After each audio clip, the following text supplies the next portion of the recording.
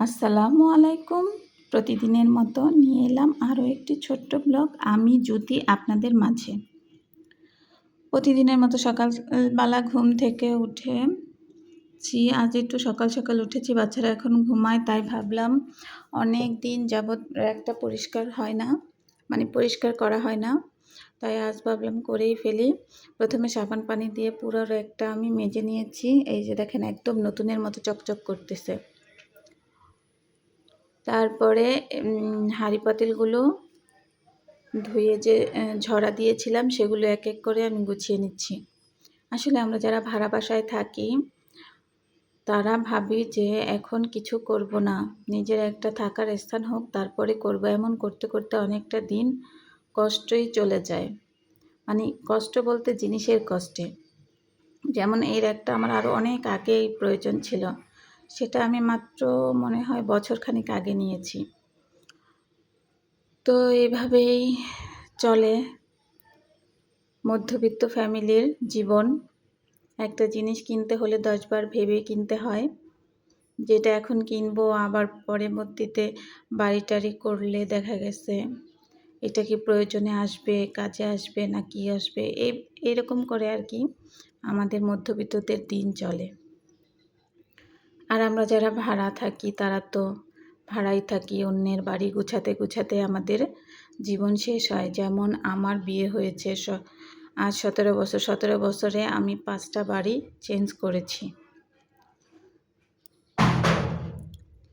এই তো এরপরে সব জিনিসপত্রগুলো আমি গুছিয়ে, এই যে দেখেন আবার পড়েও যায় হাত থেকে, গুছিয়ে তারপরে রান্নায় চলে যাব, নাস্তা বানাবো। বাচ্চারা এখনও ঘুমাচ্ছে। এই তো র্যাকটাও আমি ধুয়ে শুকিয়ে মুছে তারপরে নিয়েছি। একেবারে নতুনের মতো চকচক করছে। রান্নাঘরে থাকে বলে একটু তেল কাজটা হয়ে যায়, কিছুদিন পর পরই আসলে পরিষ্কার করা দরকার।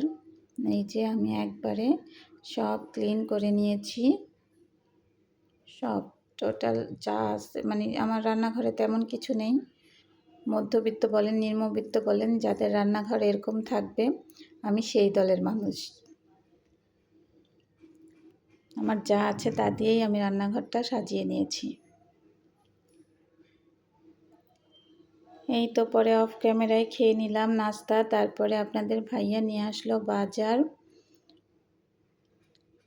এই তো আজকে শুধু পাঙ্গাস মাছ আর পাটের শাক এনেছে, সেগুলোই আপনাদের সাথে শেয়ার করব। এই তো মাছগুলো আমি একটু ধুয়ে নিব, বেশি ধোবো না, কারণ যখন রান্না করব তখন ধোবো।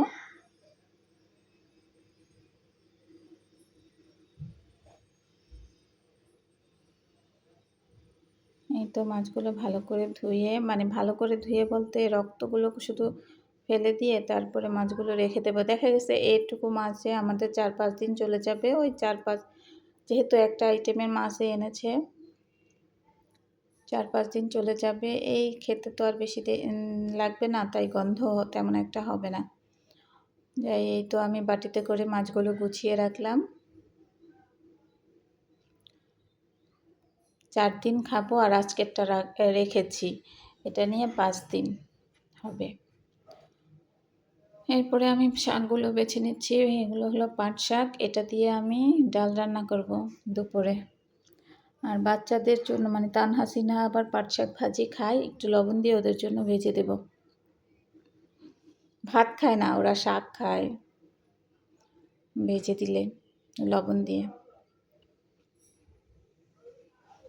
এই তো আমার কাজকর্মগুলো যদি আপনাদের ভালো লেগে থাকে, আমার ভিডিওটাও যদি আপনাদের ভালো লেগে থাকে, অবশ্যই লাইক দিবেন, কমেন্ট করবেন, আমার চ্যানেলটাকে সাবস্ক্রাইব করবেন, যাতে পাশে থাকা বেল আইকনটা বাজিয়ে দেবেন, যাতে করে নোটিফিকেশন ভিডিও ছাড়া মাত্রই নোটিফিকেশন চলে যায় আপনার কাছে। এই পর্যন্ত যারা সহ্য করে আমার ভিডিওটা দেখেছেন তাদেরকে অসংখ্য ধন্যবাদ। আল্লাহ হাফেজ।